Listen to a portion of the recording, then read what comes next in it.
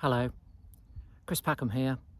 Sunny evening, so I thought I'd take a rare 10 minutes off to go to the place where I feel best, which is out on the edge of the woods by myself, just to listen to some late evening bird calls.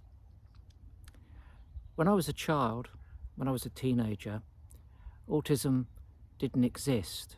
Well, at least not for me. Of course it existed, but I didn't know anything about it, and nor did my parents, nor any of the staff at the schools and college and university that I was going to.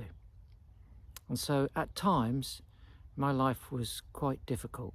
Not as difficult as many who are autistic, but difficult nevertheless. And when I got to my mid-20s, I didn't understand why I was different. I didn't understand at all what to do about it, but I did figure out that I needed to take control. Otherwise things weren't going to work. And it wasn't until the 1990s, by which stage I was in my 30s, that I heard about autism, and I began to recognize that I was more than a bit like that. And it wasn't until my 40s when I finally got my diagnosis. But in the course of my life, looking back, I can see that therefore things have improved. There is generally a wider understanding of autism today. It features in mainstream media. We talk about it far more openly. And as a consequence, I think there is a wider understanding of what that condition means to people. And that should be helpful, so long as we get the help that I needed as a child and a teenager, and many people need now. So we must work together to make autism everyday. We've got to try and articulate and speak clearly about how the world, our environment, that emotional, temporal, spatial, intellectual environment can be adjusted so it's better for us.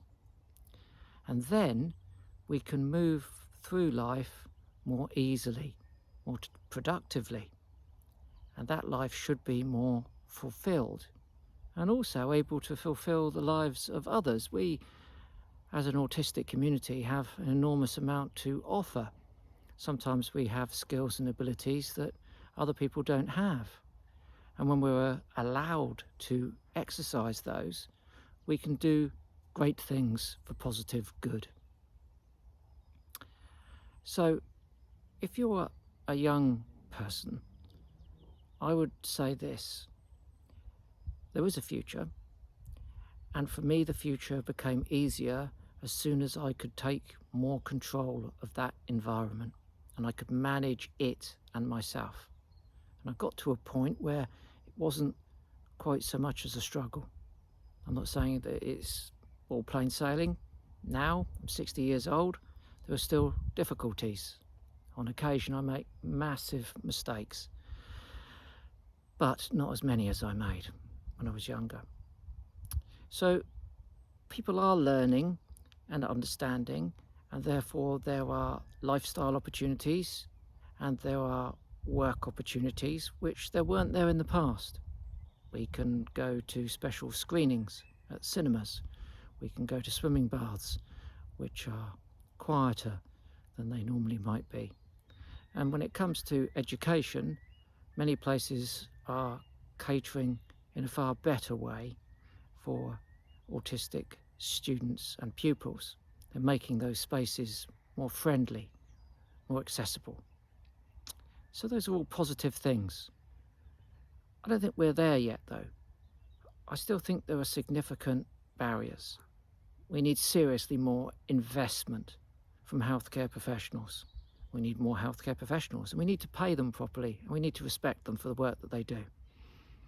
So significant investment in that would be worthwhile.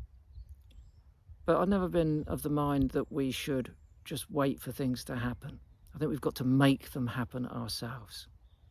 So I hope that that will be part of your thinking process, what we as individuals and what we collectively can do to continue to make progress so that autistic people of all ages and abilities and dispositions can have essentially a better life. That'd be brilliant, wouldn't it? So let's make it happen.